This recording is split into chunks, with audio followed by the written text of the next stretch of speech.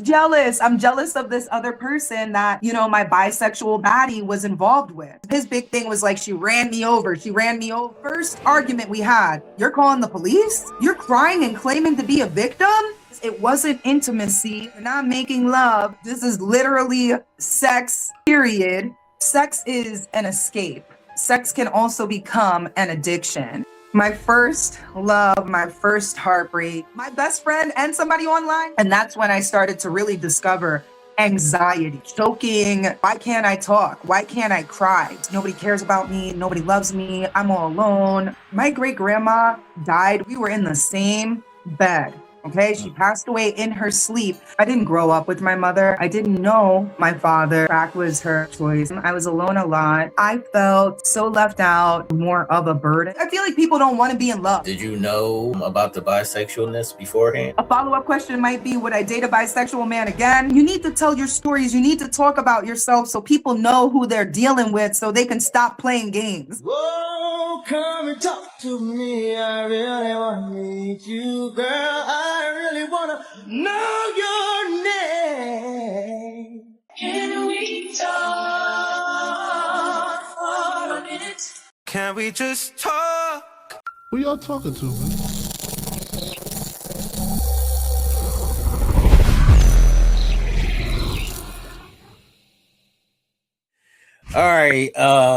All right, people, welcome back to Intimate Conversations.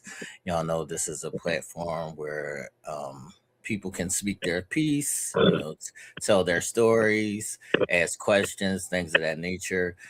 I always do this particular series because I hear a lot of women saying he wouldn't listen to me, or I couldn't talk to him, and things of that nature. So I want to open that space to people, not just women, but to people to speak and be heard and get out the things that they need to get out. Right. And hopefully in the conversation, we find something that, helps others and, sends this thing forward. But welcome to Intimate Conversations. This beautiful young lady named Chardonnay, I've been seeing her on Facebook doing videos and blogs and speaking about certain things. And I just wanted to hear her story. So could you tell the people, your name, where you're from, your age, things of that nature? Just introduce yourself. Okay, so I am Chardonnay Loren Exandria Capri Winston Rutherford. I'm 34 years old. I am from the East Coast of Pennsylvania, but I live more towards central Pennsylvania now, in a rural town. It's Shippensburg. I have 3 beautiful, amazing children. My oldest is 7. That's my son. And then his name is Alpha. And then I have my 2 awesome daughters, Ariadne, who's 4, going on 40. And my youngest, Shay, she's 3, and she's a Tasmanian devil. So Wow. I've got a full house, and I'm beyond blessed. I love my children, and I'm just in a very positive place in my life right now. Okay, so you said a lot of names there. Yes. How did you come about having all of these names? So my name, in fact, if you don't mind, I'll No, you're grab good. something really quickly. Okay. So all of my names come from my sister born before me. So Chardonnay Loren Exandria Capri Winston Rutherford is my name. But the Chardonnay before me, her name is Chardonnay Loren Exandria Capri Vaughn. Okay. And she did not survive. She was born May 10th, 1990. I was born December 27th, 1991. So I am just the reincarnation of my first sister. And so since she didn't get to live to enjoy that name, I think that my mom just naturally thought to pass it down to me. Okay. And yeah, so that's all the names. And as far as what my mom says, Chardonnay is because wine. My aunt is named Chablis, so she named me after her. Chablis is a wine. Um, Lorraine because she loved Ralph Lauren's perfume. Exandria for something different. Capri because of the sun. um, so Winston is a surname. Winston is actually so it's a middle name for me, but it is my family's last name. It's my mother's last name, her original last name. She was Juanita Winston. And then Rutherford is my father's last name. So that's a little story about all the names effectively. Okay, I heard two things. So first I want to say like when you were young and in school, did you use all of those names and was that a thing or did you just use like what you have on the screen? So growing up, it was Chardonnay Winston.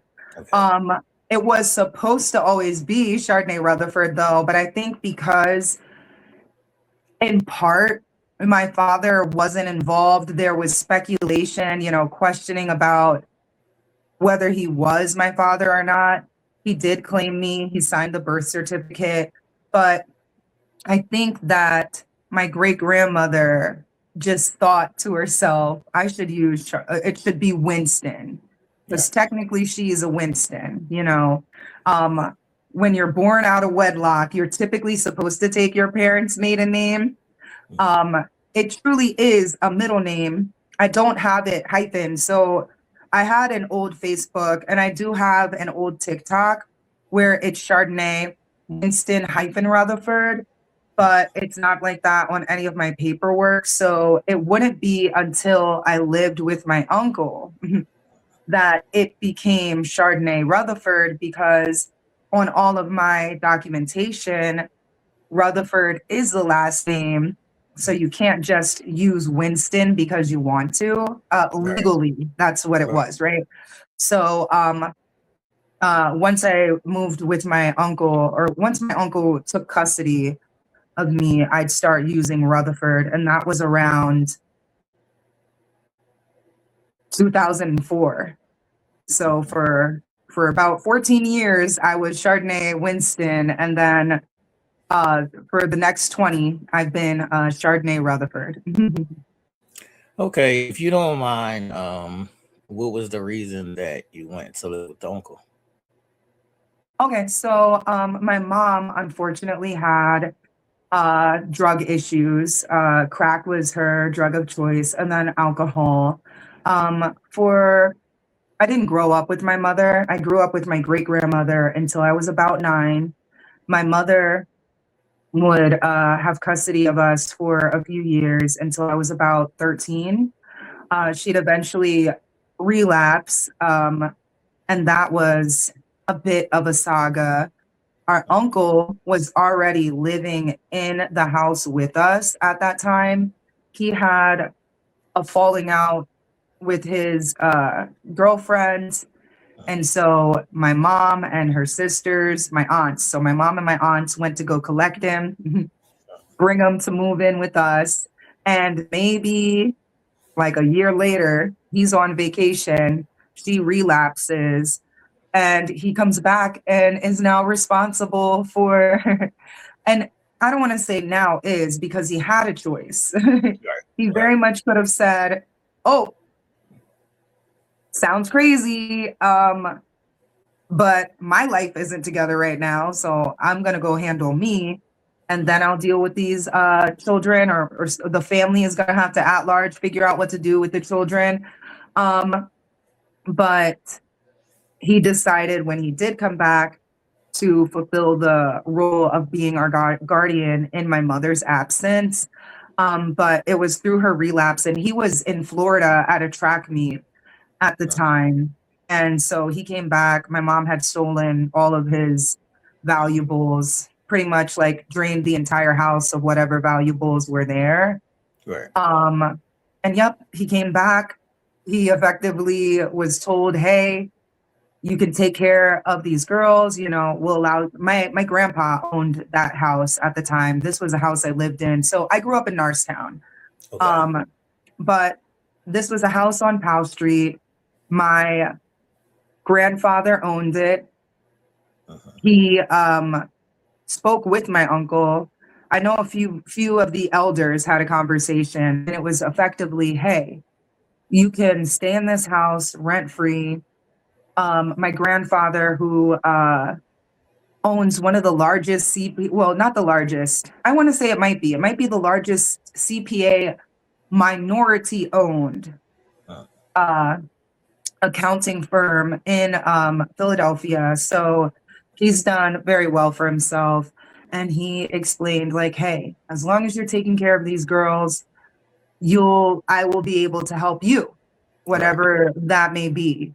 But as long as you're taking care of the girls, you can live here rent free and you can have access to me, and whatever I can do for you, I'll do it for you. So yeah, that's how effectively he'd eventually become our guardian. Okay, so how was your childhood view, being as though you basically grew up growing up without either parent? Like, how was your childhood experience? Um, Man, a lot of alone time. I was alone a lot. Um, I want to say not having my mother around and being, even though my uncle had custody of us, he was our guardian. We'd spend most of our like weekends and holidays and summers and stuff like that with our grandma in Conshohocken. And so I had a bunch of girl cousins, Right. and their moms were there. They were around. In fact, most of them also had their fathers in their lives. I want to say, you know, except for one of my cousins, TT, but other than that, everybody had their mom and their dad in their lives in some capacity. And when it came to mothering, I didn't have much time with my mom. Like from age 9 to like 13, not a very long amount of time. But I did grow up with my great grandma, with my grandma, around my aunts and cousins. So now in this pivotal early adolescence age, Right. watching all these women be mothers and friends to their daughters felt like torture a lot of the time, because you were very much on the outside looking in. Of course, they would fold you into the conversation, into the activities, but you know, the little pet names and nicknames they had for each other, knowing your daughter's favorite things, and you know, celebrating the birthdays with her, the school dances and things like that, you know. Eventually when it would come to be my turns, you know, go to a dance or this or that, I was always borrowing somebody's mom, you Right. know. It felt like being a burden. Right. And through my jealousy, like I would start stealing, just kind of wrap this in, but jealousy can manifest itself in so many ways. And for me, it was manifesting through my stealing, this anger, this resentment, this jealousy. You know, my cousins were very blessed that their moms and their dads would get them material things, right? Right. And so when you see everybody around you, they get the new Uggs, they get this, they get that, especially in the early 2000s when Uggs were a big thing. Good Juicy point. Couture was a big thing. Bath and Body Works was the destination fragrance stop. Like, I felt so left out, so jealous, so upset. And it only would continue to compound as I started, you know, stealing stuff from them. My older cousin Raina, she used to always get just beautiful clothes and stuff. And so I spent a lot of time stealing these clothes and then having to deal with the consequences with my aunts not understanding this Wow. behavior, Right. which was largely me acting out. It was a cry for attention. Like, but it was difficult. And then you feel an indirect silencing effect. I had a lot of people around me telling me, you need to forgive your mother, keep the door open for your mother. She'll eventually be back and around. But that false hope was something I'd eventually let go of, which was good for me. But a lot of jealousy, a lot of negative emotions around not having my mother. I didn't know my father. And at that time, my uncle was effectively kind of stepping in to play that father role. Right. So that one, my not really having him present, because as I'm doing all of these girl things, like it was kind of like, I'm going to drop you off to your aunts and you guys will go shop for your school dress for graduation or whatever. Like, and Right. then I'll show up if I've got the time.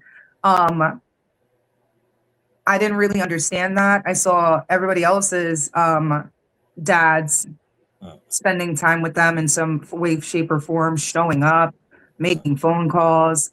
But I just did not have the connection with my aunt or my uncle the way that they did with their children. Right.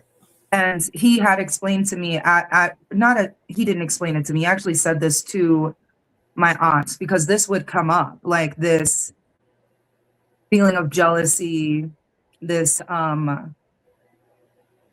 not feeling like you're truly a part of, but you're more of a burden. Our family had a conversation about it at one point in time. And I explained, like, hey, I'm so jealous and I feel very isolated and alone. Just getting these things off of my chest at a young age. And the response was, well, we love you just the way that we love our own children. But And it's my not the same. uncle, but it's not the same. And my uncle said, he literally chimed in and said the same thing. Like, don't give this, don't give our niece, this false notion. Sure, we love her, but we'll never love her or her sister as much as we do our own children. That's just the truth of it, right? And I definitely think that he was right, but I do think that being alone only compounded those feelings of jealousy and resentment, because my acting out would manifest in larger ways later on, mostly stealing. Like, I've got to say, and this is no judgment, we all act out in a variety of different ways. It can be stealing, it can be using drugs at an early age, it could be being It's bad behavior. promiscuous, It's bad fighting. It's all, behavior. yeah. Just being things that are deemed antisocial behaviors. And so what I was doing would compound and get worse. But that's just because I didn't have the ability to truly address it until I got older. But yeah, there were so many good memories intermixed, and we had great times, but the amount of times that were just like so sad and upsetting because everybody else is having fun with their parent and you just gotta Right. allow that moment to happen. You don't want to interfere. Right. Okay. So, are you close with your sibling? Is the sibling younger or older, and are y'all close? So I have 5 siblings, and my sister who grew up with me during all of this, we are not close anymore, but we were close then. Unfortunately, I have a story time kind of reflecting on this. Actually, I do on my YouTube. It's Is God Is and Sisterhood. And I reflect on our relationship, especially when we were younger, growing up with our mother, and how um the transformation of my sister through continued disappointments on my mother's side, you know me and my sister were largely failed by the adults around us. And I have forgiveness and empathy for all of that. But I have to say, there were so many adults around, and nobody truly felt responsible for us. Right. And I think a big part of that is like, if a mother doesn't want her children, the people around those children unintentionally, I think, pick up that mindset as well. Like, well, if your mom didn't think that you were that important, like, why do I need to stop my life and my world? This just makes me think of I'm watching The Polygamist, and it's great. I finished watching it. It's a really good series on Netflix, but it just makes me think of the scene between Essie and her daughter, where they're trying to determine like how they got to this place. Right. And it's the mother. Like Right. the mother Right. never wanted, like the mother might have wanted her, but never truly loved and cared for her. And so the people around her, especially later on, the father tells her, like, you are not that important. You don't get Right. that. It's not clocking to you. Like, I don't care if you're my daughter or not. I treat your mother like she's not important because she's not. And her mother internalized, like, oh, I'm not important to this person. Not my Right. children aren't important to this person. My children aren't important. And the people around her treated her as such, like, you're not important. You better be grateful for whatever you have.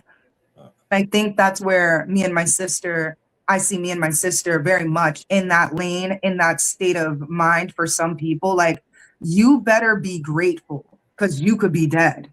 Right. And it's upsetting because, like, nobody told y'all y'all could have just put us in foster care, right? Right.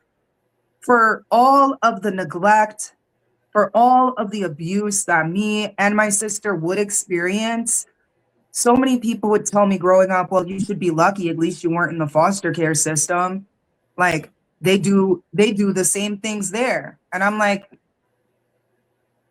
see, they do the same things there, but they're also held to a certain standard of this or that. I tell you this much, I doubt that we would have been on the streets, Right. spending time trying to figure out what to do with our time if we would have just been in some program or foster care. And that's hindsight. Hindsight is Right. 2020. But I've got to tell you, the fear of these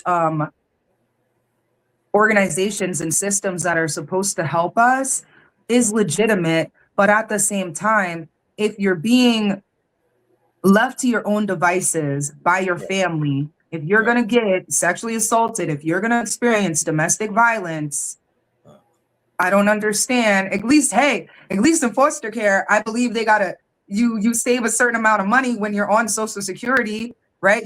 They gotta do certain stuff. When you leave, Right. eventually you also have access to like certain resources and stuff to come back to help you out. Right. Like me and my sister, once the adults in our lives were like, well, you're of age. It was literally like, you're of age. Right. What more could you literally want? And that's insane when you consider, like, aren't we supposed to be family? Right. I want to speak to what you're addressing, because a lot of times people throw family out like it's this grandiose thing, and Mhm. it's not always a grandiose thing. Sometimes, even though you have to be appreciative that family takes you in and make sure that you have a roof over your head, you're also witnessing things that children shouldn't be seeing. So you could still be in a place where yes, your family has taken you in, but they're neglectful, they're not pouring into you, and all those things.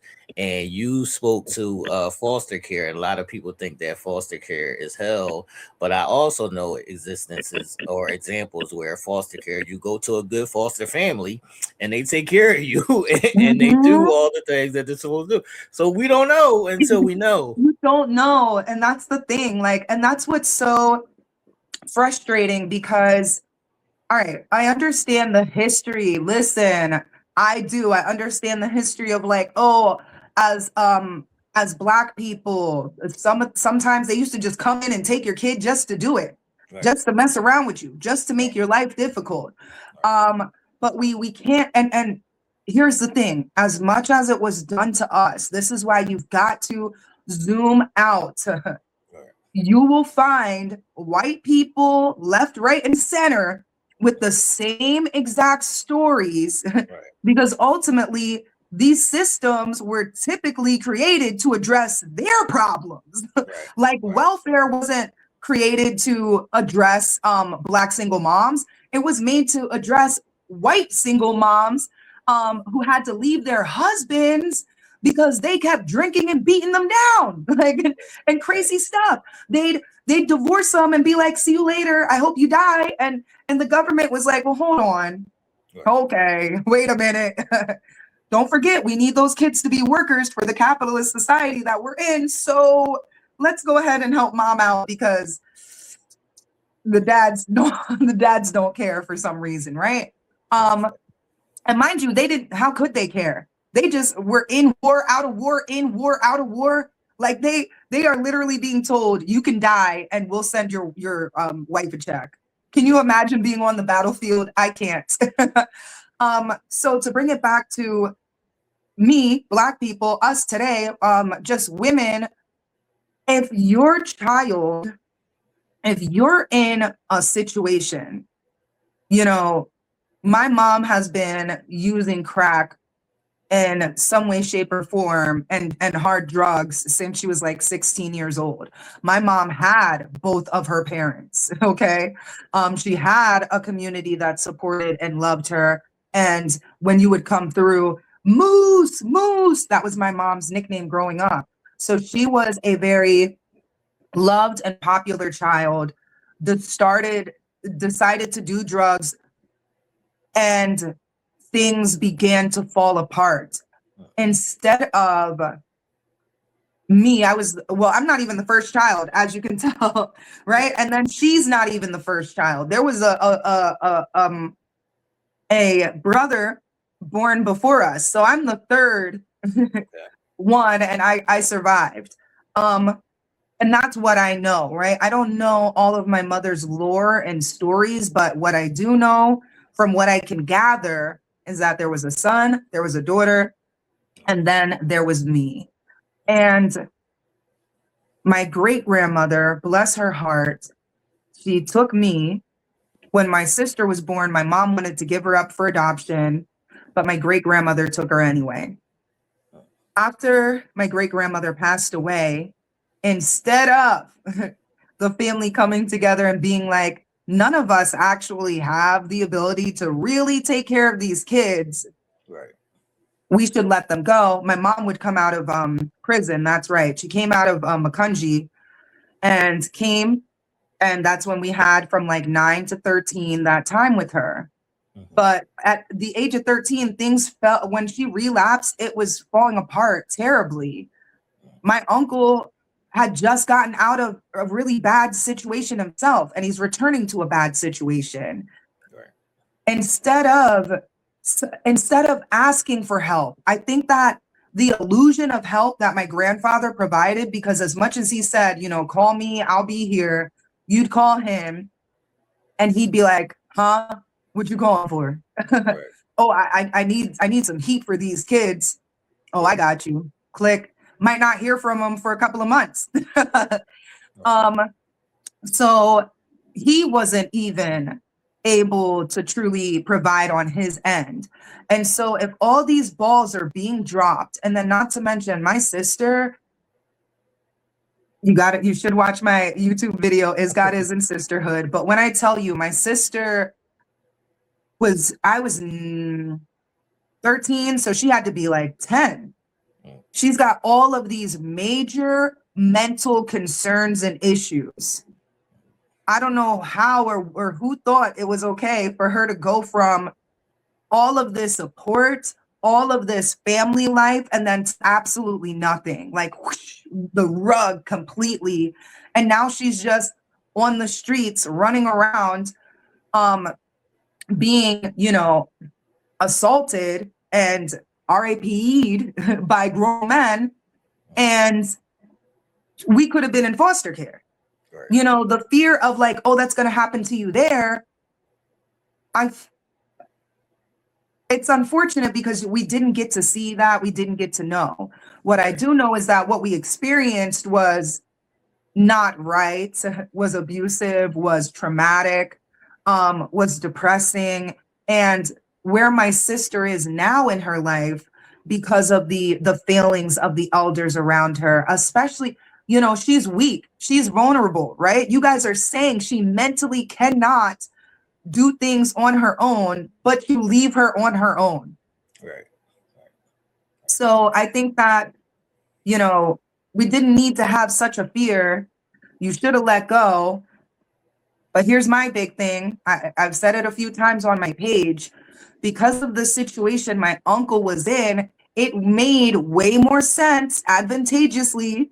Like, I'm going to live in this house for free. I'm going to get all of these benefits, all of these checks, all of these things to sustain myself. All right. I got to take care of these 2 kids. Take care. Cool. I put some bologna in the fridge. Figure it out. Like, Facts. All right. So, being as though, there was a lot of just space, I would say. mhm. Who taught you like the girl things? Who taught you how to part your hair? Who taught you, when it was time for you to have your woman time? Like who taught you these things on, just the basics of being a girl, basically? My aunt, my great aunt BMW, that's Miss Beverly. She definitely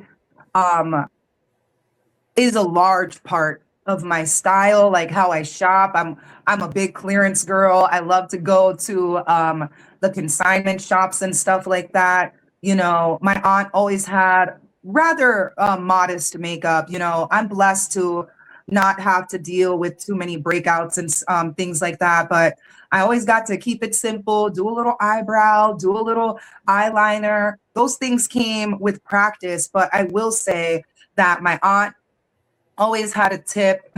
One of her big things was like, she said, if you're ever in an area and there are other women with you, and it's something smells off, and you need to make sure that it's not you. She always had some rant. She's like, just drop something on the floor, so you can kind of bend down, and give yourself a little smell, so you can make sure you're doing good.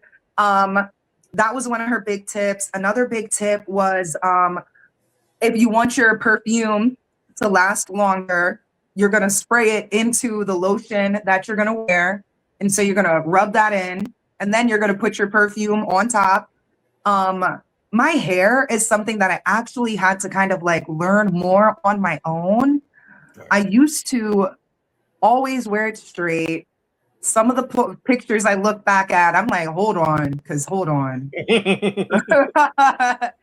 Man, I definitely think I could have used more guidance, but I do think that, like, when I look at my style and I'm like, I'm just like my aunt, it doesn't bother me, because I do also have the other side. A lot of my tomboy tendencies really kind of come from my grandma. My grandma was a pretty modest dresser, wore whatever was available, and made it look good enough.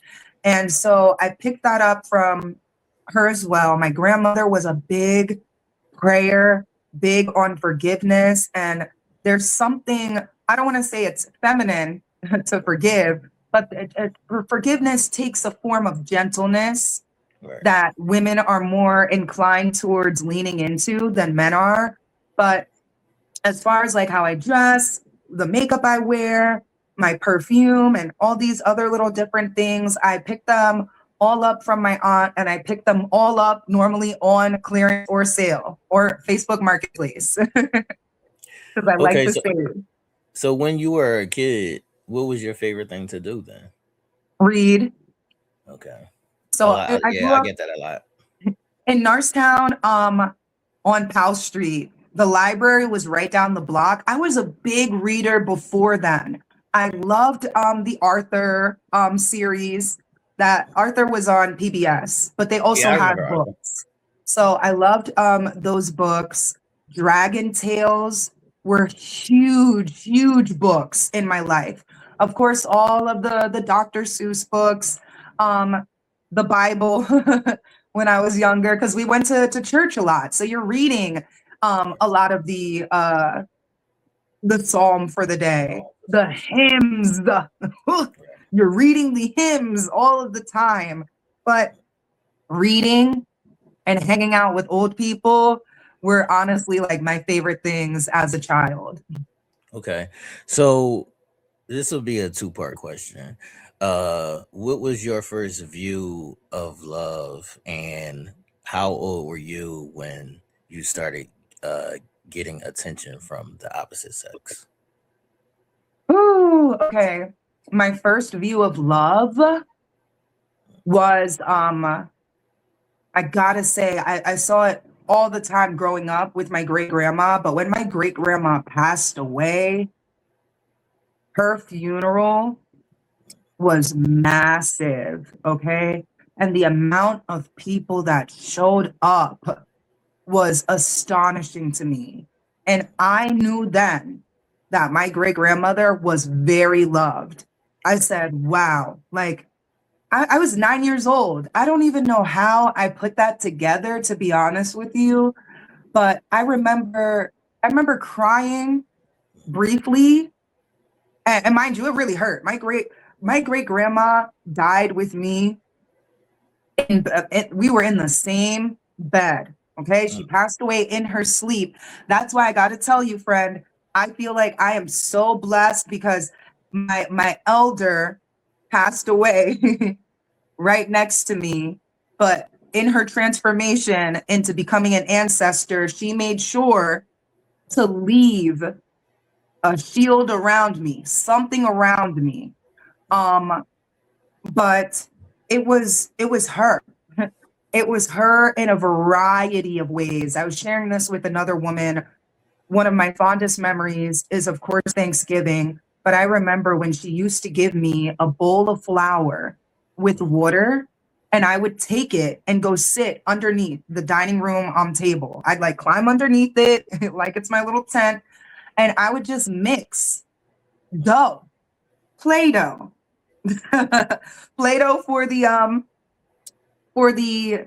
for the folks who aren't going to go and buy it, right? Because if you're going to throw it away anyway, you might as well have your kids make real dough, and then you can throw it into the soup, and now you got chicken and dumplings.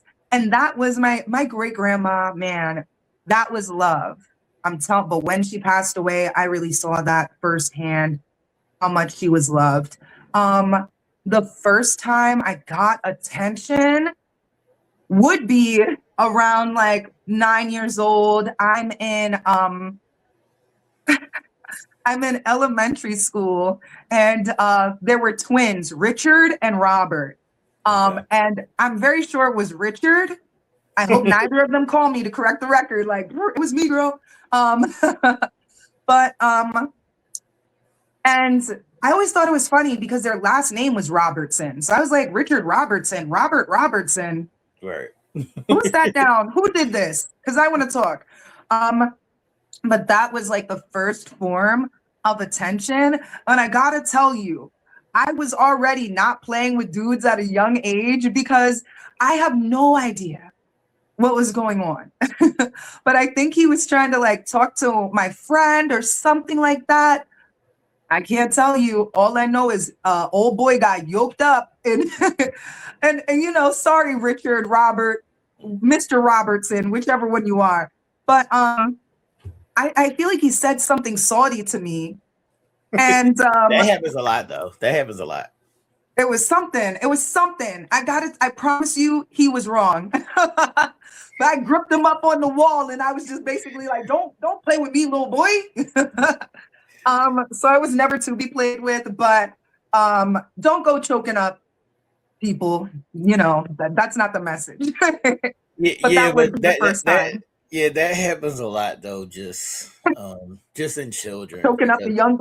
yeah, because Yeah, they don't know like you like me. Like, what are you doing? Like, I think that because I'm like, I don't know what you're doing, but let me choke you. Let me choke you out. right. And rightfully, the teacher was like, "Hold on, get over here." Yeah, But and mind you, that was little cute love. Like I don't even think we had a kiss. I don't remember any of that. I think we had like a little handhold, and that might have been it. right, But right. that was my first little love. All right. So now going throughout your journey, when does your first love come? Man, my first true love, I want to say, all right, like I had the tiniest love with this guy named Crayman, but it like never really went anywhere. We I have to say we were in like sixth grade, so we were young. There was no need to be in love. Right. But he went to like a fair. I remember we would always like, get together, hold hands, walk down the block or whatever. But he went to a carnival and he had bought me this big stuffed dolphin back. And I was like, oh, how cute. I don't know what happened. I think he moved or something because that was very short lived. I wouldn't have like a true kind of like romance until I started to talk to this guy named Omar. And we were in seventh grade. And he was Mexican. Shout out to Mexico. He was a very nice guy, but he got with me on false pretenses. And again, I wasn't about playing those games. So I was like, I didn't choke him up. I was just like, can you explain this? Because what in the world? So what happened? What was the false pretense? So this is how it all happened, right? I had a best friend at the time. Her name was Liana. Omar's best friend at the time, his name was Alan. Okay. So I was always chit-chatting with Alan. I really was more into Alan. He had this really nice silver streak of hair that was like, and his hair was pitch black, and it was just like these little silver. So I loved it. And we were always telling jokes to each other and all that, right? So one day, Alan and Liana are basically like, hey, come together and let's have a chat, right? Omar likes you. And I was like, this man? Right. Right. Huh? And they were like, yeah, he's always had this big crush on you, yada, yada, yada. So we end up talking, we start dating. I want to say it's like a year in. And mind you, we played a lot of I want to say it was Crash Bandicoot. We were always cooking. We were two kids left alone for the most part. Now his family was way more present than my uncle was. He was living with his brother, his sister, his nephew, and like some more people. So nice full house. Something was always going on. It's cute. We're dating. One day I go over to Liana's to play. We're on the GameCube. It's some Royale game. Kirby was in it. I can't think of it. Either way, it's some all-out fighting game, right? Okay. She's playing on that. I'm on her computer messaging Omar about whatever. And I didn't normally switch into my MSN Messenger account. I would just stay in her account because we're all friends here. Right. Right. That's what I thought. For some reason, I was scrolling back at our messages to like reference something. And then I realized, I'm like, this John is still it's still scrolling. Right. Like, what is this? What's in the history? So I'm like, I start scrolling and I'm like, I'm reading, oh, I never liked her like that, and so on and so forth. So I'm like, hold up. I download. I was always pat on my back. I'm a smart little cookie. So I downloaded it all and sent it to myself. I said, Liana, I gotta go. I got home, got on my computer. No, we didn't have internet yet still. So I was actually at the library. And when I tell you, I'm just reading. So here's the false pretense. Apparently, Omar was getting in a lot of trouble with his family because he was hanging out with Alan too much. And Alan was the ringleader of their group. And he was a very handsome guy. So, you know, between the drinking, between the soccer, between the girls, his family was like, absolutely not. You're only in 7th grade. Right. Cut it expeditiously. And so they made him cut him out of his life. We're in 8th grade now because we had been dating for a while. So we started in 7th grade. Now we're in 8th grade dating. And it was the end of 8th grade that I'm really getting these messages about 8th grade or 9th grade, around that time. But I read all these messages. He wanted to date me because I was a good influence. And if he was dating me, his family would let him outside, thinking that. So you had a public relationship before public relationships was a thing. I said, what in the, this man dated me so that he could get outside and play because I was a responsible, a good public facing individual. And he was like, well, she gonna make me look good and I'm gonna get off a punishment, basically. And that's really what happened. Like, I didn't even know that. It was such an upsetting thing because at that point in time, we had been dating for a while now. Right. And mind you, this is my best friend. Right.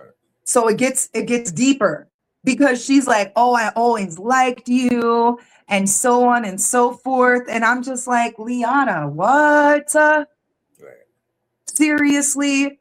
Now, speaking of stealing, speaking of being jealous, you know, my girl Liana, I don't know if she had both of her parents in her life. I never saw that, but they owned a corner store. Okay, they owned a corner store, and her family was Jamaican. So we'd often go and get patties, and we'd get a soda, and then we'd run in the back. But before we'd run in the back, I got to tell you, I don't know what it is with, like, I think it's trust. There it is. That's what it is. If you don't expect people to rob you, why would you put away your valuables? Right.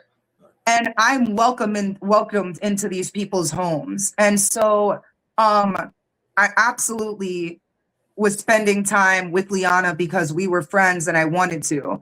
But I will say, after I read that, and I would see this money sitting around. Oh, it was and here's the thing. I never stole any of like her personal things, but she would remember this. When you come from the corner store into the house, there was just this little corridor, and right over on the right-hand side was just a register of money that was open. Like, it was just weird. But hey, I was like, oh, that's right. You know what? I remember this because I also started to do the same thing to Omar because he's Mexican and his family worked in all these different factories and stuff. Omar also worked, like he was working on the weekends. So he would have his little stash of cash just like sitting out. And you know, I'm just robbing both of these people because I'm jealous and I'm angry and I feel like you deserve it. My get back. That's my get back. It's my get back. Absolutely not right. But I do say that it re-accelerated my my stealing. Because then at that point, I was like, well, dang, I can't even trust anybody. Why hang out with anybody? Right. Why don't I just go ahead and be alone? So I went from spending time with like my then best friend to always catching the bus and going to the mall and just stealing stuff at the malls to disassociate. So all that lonely time, and this kind of plays back, sorry to ramble on, but this kind of plays back to your question of like, you know, being younger and not having your parents around. If I had a parent around to go and talk to about that, Right. Right. things would have been absolutely different. But there was just nobody to confide in. And that's when I started to really discover anxiety, this like choking, weird feeling like, why can't I talk? Why can't I cry? Why can't I? All I can think about is just nobody cares about me. Nobody loves me. I'm all alone. Nobody wants me around, things like that. And so, yeah, I want to say that that unfortunately was a big kind of betrayal. And then for some reason, he was talking to some girl in Canada. I don't even know what that was about. I gotta say, I mean, and you know, that really did. Here's the crazier part about that being so heartbreaking. I was heartbroken, didn't want to deal with him, talk to him, anything like that at all. But because his family had embraced me so much, they gave me a key to the house. Right. I didn't even give that key back until they were about to move, and we had been broken up. Like, Right. even though we broke up, I would still go over for dinner, Right. to hang out. Like, we were very much friends. So that's why it also hurt. And I remember he even told me, he told me one day, he was like, I know you're taking my money. Mm. He's like, I know you're taking my money. Right. And that's okay. Right. Because you need it. Yeah, And yeah, we had a very close bond. I don't have, oh, actually, here it is right here. So I recently bought this, and this is I got it from a thrift store. It's from Alpaca, Mexico. And as soon as I saw that, it reminded me of when his mother came from Mexico to visit for the first time. And she was convinced, like, you guys are gonna get married. She gave me this bracelet from Avon. It was a gold and black bracelet, and it said, I believe it said peace in a bunch of different languages. She gave me an original that eventually would like get messed up. I searched high and low to replace that bracelet when I was in college, and you know, by this time we had been not talking to each other or anything like that, not involved in each other's lives. But the fact that his mom had come to Mexico, spent time with me, gave me that bracelet, I think all of that compounded into why it was such a heartbreaking situation. And when I would leave for college, mind you, this all ended in like ninth grade. I'd eventually get another boyfriend and another boyfriend. But we were so well established in people's minds in our community that when I would come back, they'd be like, where's Omar? And I'd be like, you tell me. Like, I'm not, where is he? You tell me. But yeah, that was my first love, my first heartbreak. And dang, my best friend and somebody online, like, Omar, you need to answer for that. 'Cause that was All crazy. right. All right. So did anybody have like the birds and the bees or the sex talk with you, or how was sex introduced to you? Oh,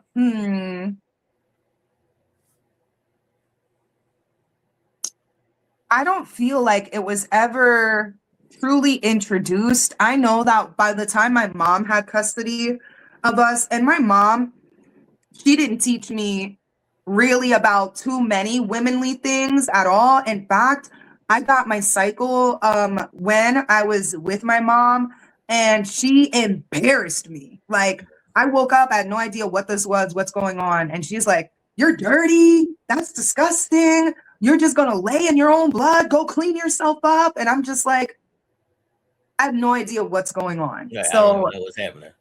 what in the world? It would be right after that. She was like, oh, well, you know, my mom used to allow me to have co-ed sleepovers because I'm pretty sure everybody thought I was going to be a lesbian for the longest time. So they were like, who cares? My grandma even said that at one point. She was like, I really thought you were going to be a lesbian. And I was like, why? Where is that coming from? I don't understand that. But I guess it's because I was just like, I just wasn't showing, I guess, interested as I shouldn't have, right? I'm young. Right. Why should I care about men or women? Right. But the lack of that conversation, the embarrassment my mom gave me over getting my period, the most she did was like, oh, you can't have these co-ed sleepovers now because you're a woman. That was it. But it wasn't like you're a woman and if you now, like, I don't think she wanted to introduce the concept because she didn't want it in our heads, perhaps. I can't be sure why, but it wouldn't be until I was dating Omar. My mom's relapsed and gone by this time, but I'm dating Omar. We're being, intimate, sexually active. He got condoms, but Planned Parenthood was right down the block from me. So I went and I got myself right onto birth control because that made the most sense. And so I had more of these conversations about the birds and the bees and stuff like that with like my doctor, with like people at Planned Parenthood, like with my friends, to be honest with you. So yeah, there was no conversation. It was more like you're just gonna kind of learn on the fly. And that's a lost thing, what I think our older parents. I feel like my Mhm. mom probably never talked to me about sex because if she never talked about it, maybe I would never do it in her mind. I think that's the thing. Like Yup, uh-huh. So we're not going to talk about it because we're going to act like it doesn't exist. But right. at the same time, it's like the sooner, I think that obviously it needs to be introduced a lot sooner. Right. I hate to say it, but I'll throw it on over to the polygamist again. I think of how the son was definitely not taught anything about intimacy or sex or any his fumbling with this girl Lindani in the show demonstrates just how little he was taught, Right. but how much he learned by just watching the men around him, and how unfortunate that was because the men around him were men in power using their power Right. to obtain or leverage from women the sexual fantasies that they wanted to be fulfilled, because it wasn't intimacy. You're not making love. This is literally sex, period. And it's not to say that one can't have sex, but I do think that Yeah, that's what I was your gonna. That's what I was gonna ask you. I don't mean to interrupt, but that's what I was gonna ask you. Do you view sex and love as one? Do you view them as an attachment? two things. I think two things could be the same, like true at the same time. I do think there's a segment of love and sex that is typically achieved when you have an individual that you trust. It doesn't mean that you're married, but like you've got a long-standing trust and relationship with that person. It becomes just sex when you're not interested in knowing that individual beyond their body. Okay. And I think that when you're young, it's dangerous to just go and have sex because sex is an escape. Sex can also become an addiction. And at a young age, escaping into sex is easier and can be seen as more acceptable than falling into the drugs or to the gang life or whatever the case may be. But we don't recognize the danger in our youth of just allowing people to have access to our bodies Right. for recreation only.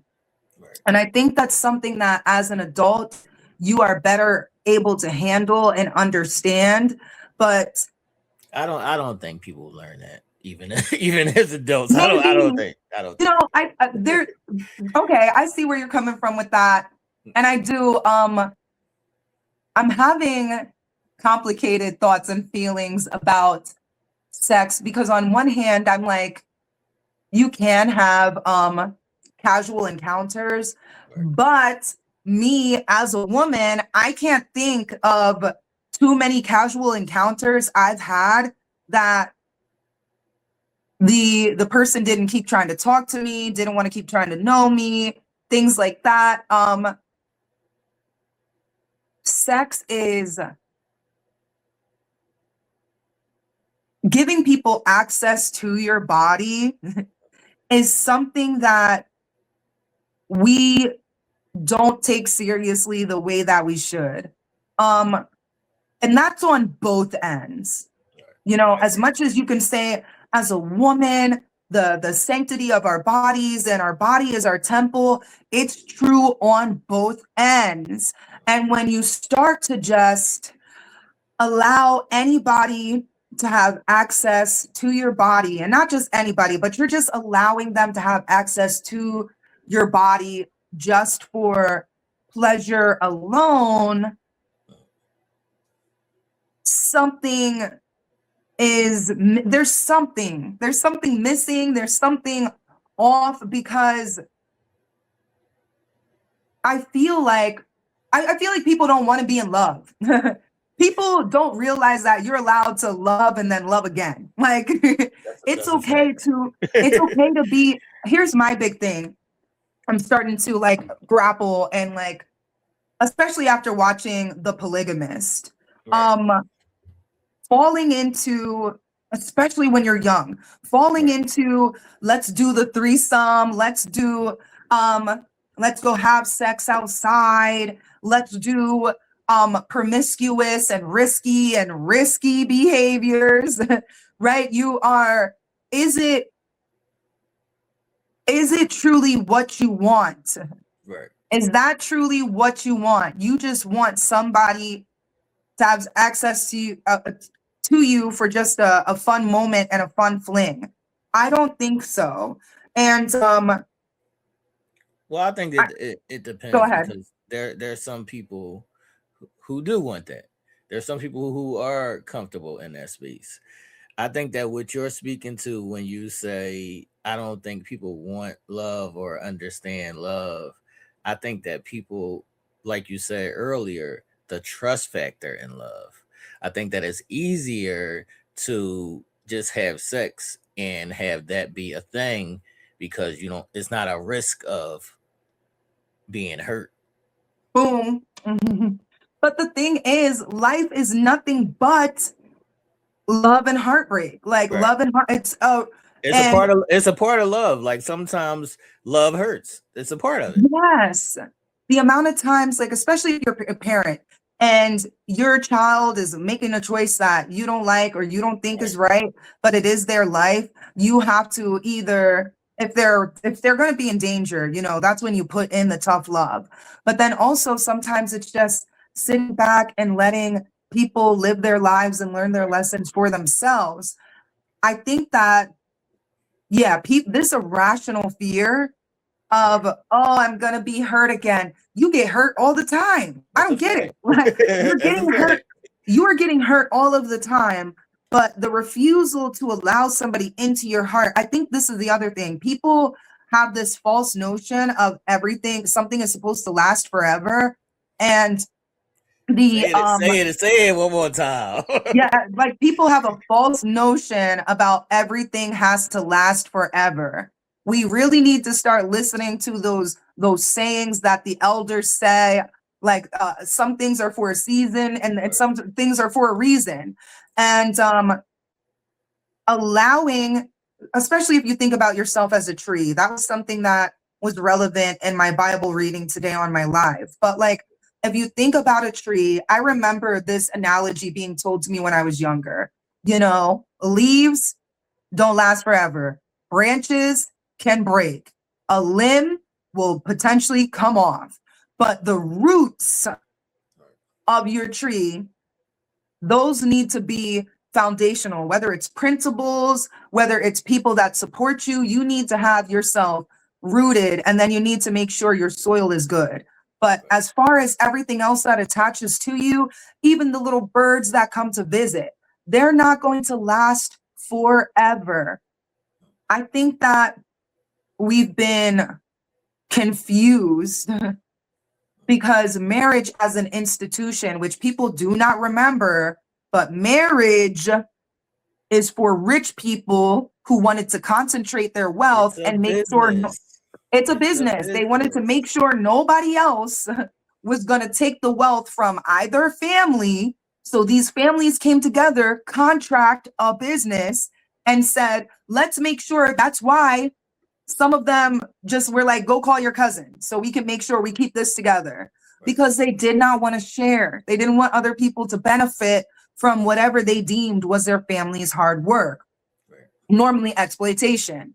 So it kind of blows my mind that marriage, and I've been there too, I thought it was going to be a solution, but like that marriage is your happily ever after, all the fairy tales around it, the indoctrination of the Disney mindset that so many adults around us adopted is insane. Things are temporary. Nothing is permanent. You could be here today, gone tomorrow. And so that's why I feel like my view on love has been relatively healthy and good for me, in the sense that I try to do my best not to carry the baggage from a previous relationship into the next one. I don't want to be judging you based off of something else that somebody else has done. However, don't deny yourself the ability to compare, because if some things start lining up too much and you're like, well, hey, this really reminds me of somebody else I used to be with and it wasn't good. Right. That's just your mind telling you, hey, we should probably leave this situation alone because you've been through this before, right? Why relearn? You're repeating a bad cycle. Yep. So let's not do that again. And we might not pick it up on that term. You might pick it up later. But the ultimate thing is to let go when you need to. And you can love again. There's some song that's in my mind where it's, I guess I'll die another day. That's Madonna. I guess I'll die another day. I guess I'll love another day as well. Right. You know, it's not one of my elders used to always say this. That person is not the end all be all. Right. We live, she didn't say this part, but here's me. We live where, what is it, 8 billion now? Who knows? Right. But there's billions of people in the world. And I used to think that when somebody was like, there's that one for me, I was like, there are ones. Right. There are ones out there for you. There are soulmates out there for you. Right. You've got to take the risk. You've got to take the chance. And then you've got to also allow things to run its course. Right. It's okay that it didn't last forever. Right. That's a fact. And I think that's where the confusion comes in, because a lot of times people be so consumed, or the ideals of, I want this to be my only person, and I don't want to seem like I'm dealing with so many people, but they forget that there's a middle ground.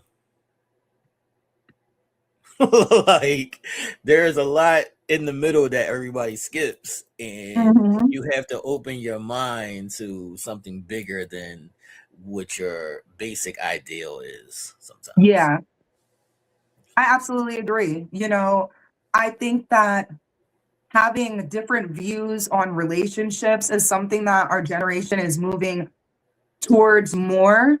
I don't think that, for example, like an open relationship, I'm not doing that. I don't have time for that. I've got 3 kids. If I'm talking to one dude, you think I don't have the time or energy to juggle 2 relationships, and not to shame anybody that does, but like, I can't do that and then also be sexually involved with both of them and then have my own life on top of that. That's why I think sometimes it boils down to greed for individuals and selfishness. You don't want to let that person go, so you'd rather cheat on them and involve other people, or try to add a confusing dynamic like, let's have an open relationship. Right. For what? Like, you know, what if that other person doesn't want to be open? So you're just open instead of just surrendering and letting them go. And it also goes into control and possession, which I think is dangerous. Like, this I is say my that all the only, time. this is my only person. This is my one person. I'm obsessed with this person. Uh-oh, danger. Facts. because because that's not good.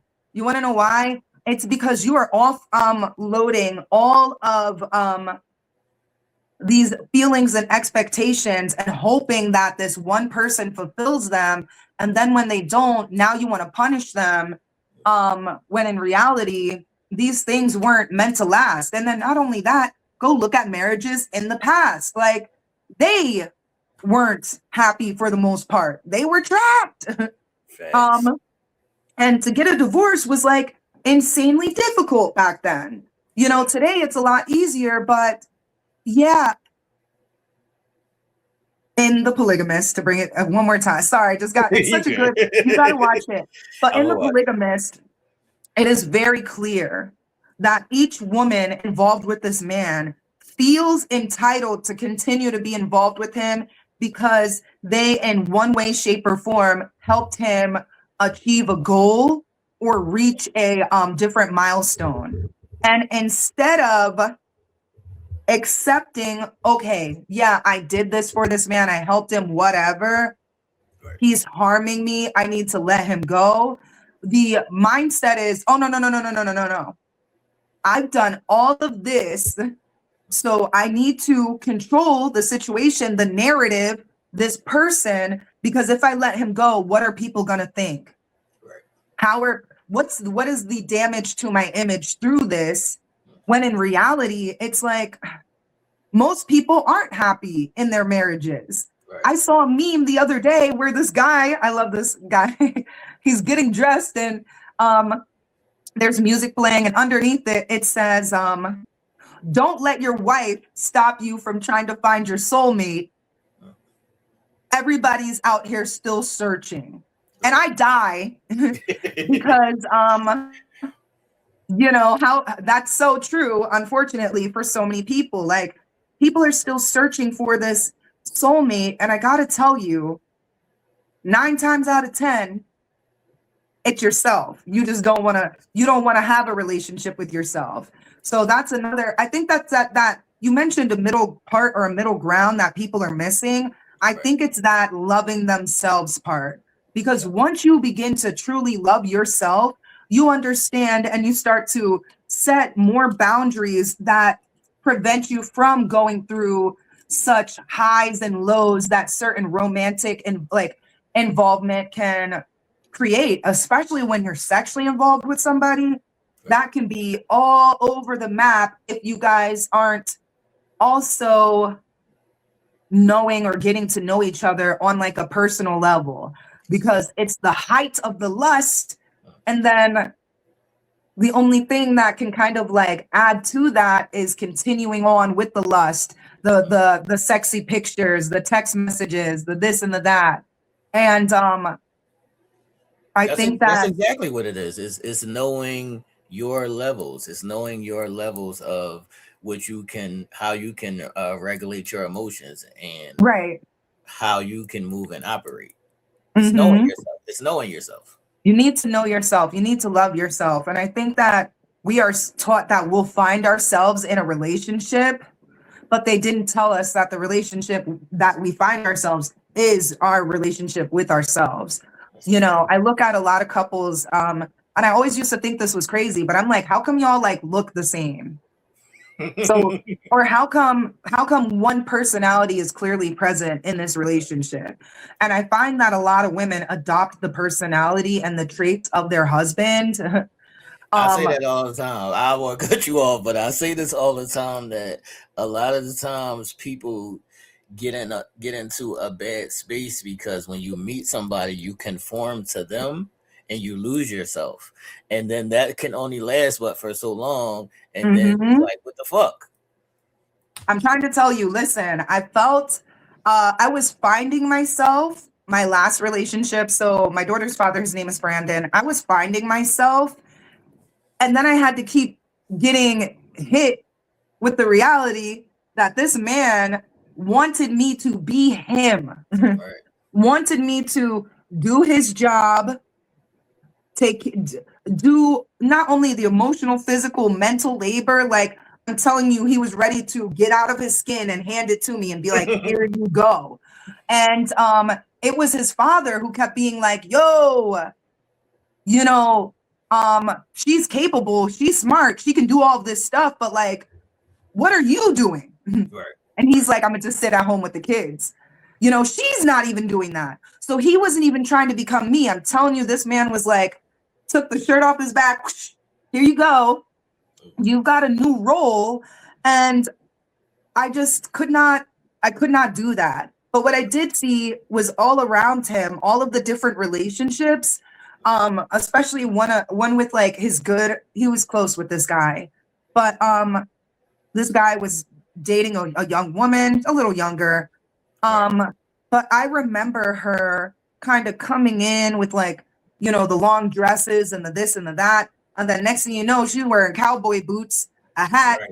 jeans, and a baggy t-shirt. I said, who is that? Right. Who What's are underneath? you? What happened here? I said, baby, if you don't get your dress back, and it's not about like she needs the dress and femininity, it's literally you are taking on, like you said, you are complying, you are becoming accustomed to taking on this identity, this role. You guys are becoming one instead of being a partnership. That's why I tell the guys that normally when I'm starting to date them and I want to be serious, like, hey, I'm looking to stand next to you, not behind you, and not in your shoes, okay? That's a fact. Next to you. That's a fact. That's a fact. All right, now I want to get in your business a little bit. Go ahead. What happened with this last situation that you're speaking about lately? Oh man. So with my daughter's father, Brandon, honestly, on my own page, I'm just kind of reflecting on how rebounding is dangerous, especially if you have children. You know, a lot of step parents are put in the position they're in because the biological parent wants to replace the other parent, right? They want to strip them of their parents, whatever role they play as a parent, whether that's mother or father. And with my daughter's father, you know, I talk on my YouTube in a variety of videos about how, you know, I took a large sum of money from his parents, right? And this was all largely, you know, I hate to say it's a cry for help at the age of 30, but at that point in time, you know, my son's father had taken him and was doing the rounds all over the East Coast. It was really difficult to kind of track down my son and figure out what was going on. And so as I'm going through all of that and I'm building a house with my fiance, Brandon, at the time, and I had no idea. I never know that people have money because I don't care. It's your money, right? But they have a concessions business. It's a bunch of money always laying around and stuff. So, you know, when I'm very stressed out, when things are chaotic in my life, a big thing for me to take my control back is stealing. You know, you feel a sense of entitlement. All these people have all this money. All these corporations have all this money. And what do you have? So that would transpire. And, you know, I'd be forgiven. Life moved on. But it wouldn't be until I just didn't want to continue to tolerate how this man did not love me at all. You know, the fact that he wanted me to run his business and his dad had to keep saying, you know, Chardonnay doesn't have her, because like we did spray foam. So the rig was connected to a big pickup and you got to have a certain license for that. Right. And this man was like, you can not only drive this, you can go and do jobs on your own. And his father had to be like, you're literally delusional and you want this woman to die. Like, she doesn't even have her license to drive this pickup. But not only that, why would you want to send her to a job site on her own with all these volatile chemicals and things like that? At that point in time, you had a rig blowing up every month. We were in a spray foam community group, and people were constantly talking about their rigs catching on fire or blowing up.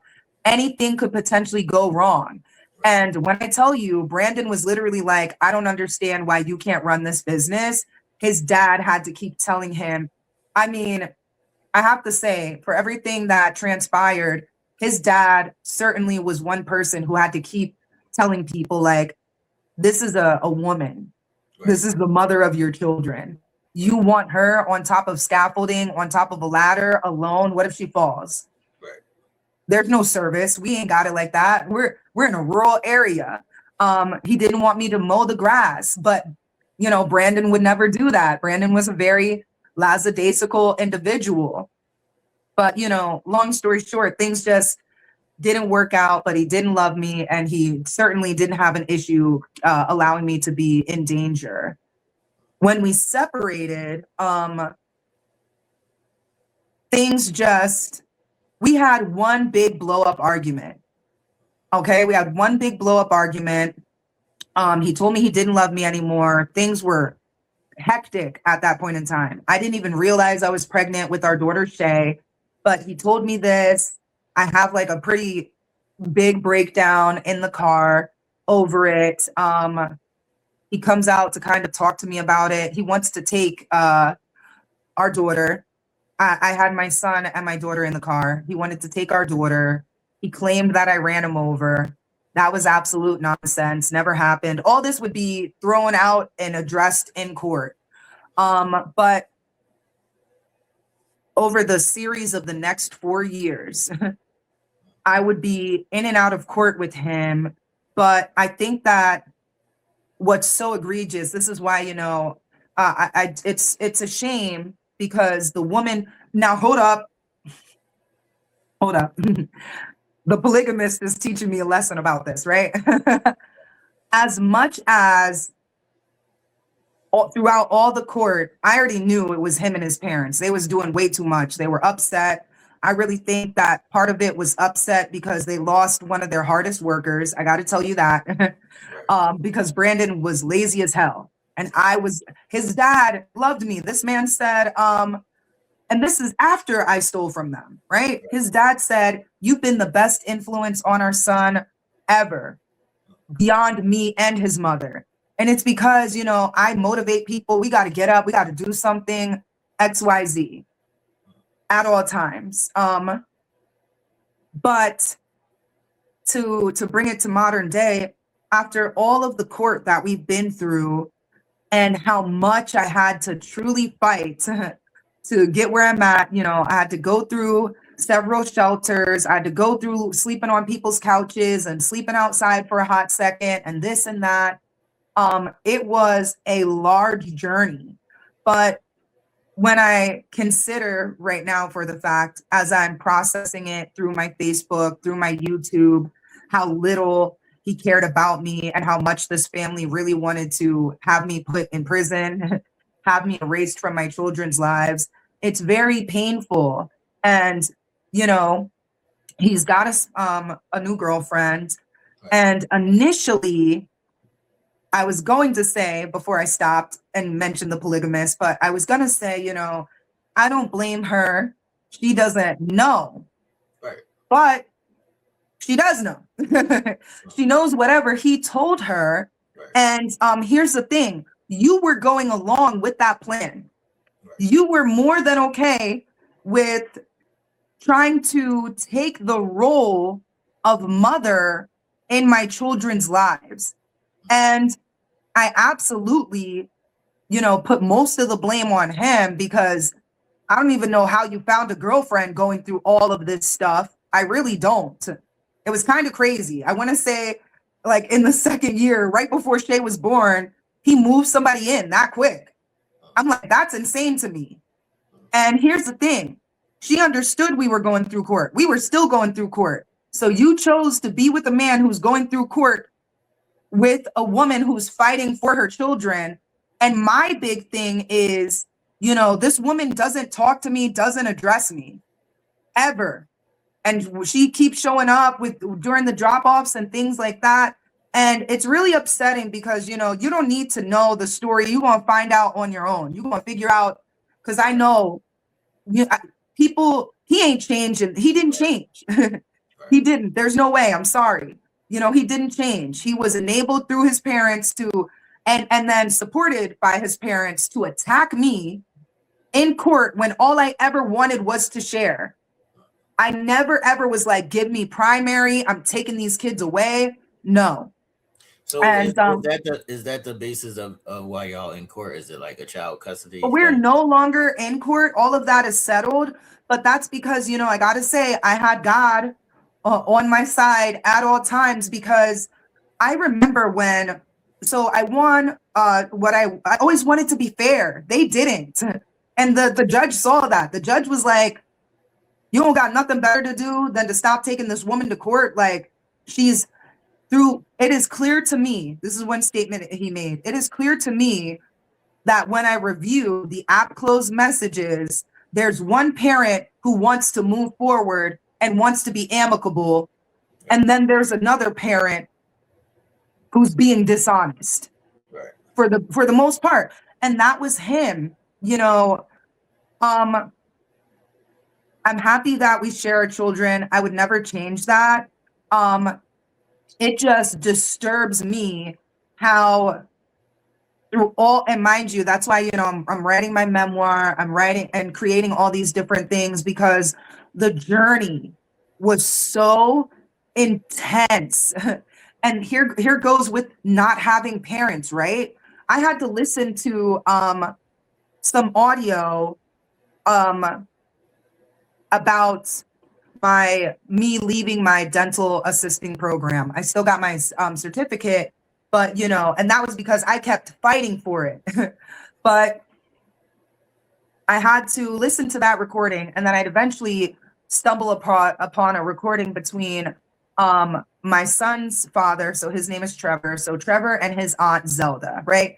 When I come across this and I listen to the intense vitriol, all I could think of was everybody had somebody to try to defend them.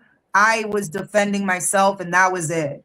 You know, my mom was not there. My uncle was not there. The people that you would anticipate being there for you, especially when you're fighting for your kids, they were absent. And, you know, that's why I stand so firmly in the decision to cut off certain routes, because, you know, some of them aren't as deeply entrenched into the soil and into your central, like your nervous system, the way you think they are. So you can actually get rid of them. So letting go of my mom, letting go of my uncle, letting go of my grandfather, letting go of these people who are supposed to be elders and help guide me, is really important as I reflect on this time of, and mind you, I was never alone. I was always covered in spirit, but every fight was like pulling teeth. And these people, the father, Trevor and Brandon, my children's fathers, really don't comprehend, because they could never, if they didn't have their aunt, if they didn't have their mom and dad and their sister and a Kathy and a Annie, you know, if they didn't have all these people, in particular women. And I think that's what also is so disturbing about everything that I had to go through over the past like 4 years. My biggest barriers were women. Women, right? Women. And I was just like, I don't even understand this. I mean, I'm telling you, I listened to the audio and I was a bit in tears, because I was just, and here's the thing, all these women were beholden to these men because of money, Right. because they had some form of means. And that's also why I'm like, you know, that's why I'm like, you can't say nothing to me at all. I'm sorry, you cannot, because the way that I would reject money, my grandfather is a millionaire. And this man would tell me, oh, you don't know how to talk. You don't, like, basically, you don't know how to talk to me. And I'm like, no, you think you can talk to us and treat us however money. you want to Because you got money. because you got money. Right. You know, and my grandpa said it before, like, you know, oh, I look out for you because, you know, you're a crack baby. And I'm just like, you're educated and you don't even know that that's a myth. Let me tell you something. You think they call these white kids born to parents who are addicted to meth heads, meth babies? I haven't heard it. Right? And we learn lessons. You know, this is not to throw poor white people under the bus, because if you look at it, what crack did to us is what meth has done to them. Not on such a large scale, absolutely. But at the same time, only time will tell, because the opioid epidemic is still playing out. You know, those people are still chopped and screwed. And I got to tell you, at least with crack, they didn't come up with like, so if you're addicted to opioids or meth, don't quote me on it exactly, but you can take like a different form of a drug that's like a minor dose of like opioids or something like that. Like it's synthetic form of that, but it's administered to you to prevent you from having a larger relapse, right? Right. Can you imagine? Can you imagine if they were like, let's microdose Black people with crack and see if that helps them out? Because I'll tell you this much, that's not actually helping anybody. The amount of people that I know that are on those forms of maintenance have largely been like, I'm ready to relapse. Or people they're on a slightly lesser drug or a slightly lesser solution, but it's still they're still going to have the yearning for the bigger high. So it's always going to be a thing. Like it's just always going to be a thing. It's literally, you got to do an all or nothing type of situation. Right. I see how, you know, our communities deal with the same thing. That's why on my page, I'm like, we just need to stop with all the labels and just recognize we're human and get together before, you know, like I said, FBI open up, they're knocking on the door. But nobody can tell me anything, because between my grandfather having to stand up to him more than once, when my grandma died, I was very broken over that. I had left Conshohocken and Norristown to return to Reading because that's where I lived. I had to get some things together before I came back. And when I left, he wanted to have lunch before I left, but I just did not have time for that. So he calls me and he's like, what happened to that? That's irresponsible. You're not making time for me or something. And I was just like, my grandma died, a woman that I shared a bed with, and you want to call me about a lunch right now? I said, I don't even know what would possess you to think that it's okay in this time of mourning to make this about you and a lunch, when any other time I call you, it's literally, I can't speak, I gotta go try to reach my secretary and see what happens. And mind you, I would never even do that, because God bless the child that has their own. He'd even tell me, I don't even help you sometimes because you know how to figure it out. Well, first off, I was like, do you hear that? That's weird to me. So you sit down at home and you're like, huh? I'm not going to help you because she'll figure it out. I'm not going to help. She'll figure it out. But that's not the same energy towards, you know, his other grandchild, the one he's known all his life. That's one thing I should say. I haven't known him all my life. We met him when our mom came back into our lives. So we met him around like freaking 10, 11 years old. Right. He had a grandchild that told us right from the rip, this is my grandpa, not y'all's. And let me tell you something. The second time I had to, you know, check him or whatever, I said, that's fine. This was when I'm early on fighting after leaving Brandon for my my daughter. And I even read a message where I was like, you know, Grandpa, I need to do this in order to get my children back. Please help me. And his message was like, you don't need to contact me anymore. And it was really upsetting. You know, that second time we fell apart was because my cousin refused to acknowledge that she was struggling. I told him about it because why would I not? You know, if somebody is struggling and somebody can help them, why would you not say that? Right. But she thought I was infringing on her relationship. And here's the thing, I don't need him. So I let him go. I didn't need my children's fathers. Like my ex Brandon, that man makes like 13, 14K a month. All right. I didn't need that. I left a house, all the trinkets and stuff, a credit card, all these things. I left it as soon as I recognized, oh, not only do you not love me, but the first argument we had, you're calling the police? Right. You're crying and claiming to be a victim? Thank God the judge and everybody saw through that. Like his big thing was like, she ran me over. She ran me over. And between my lawyer and the judge, the big question was, why didn't you get out the way? Why didn't you let go of the vehicle? Where are your injuries at? Right.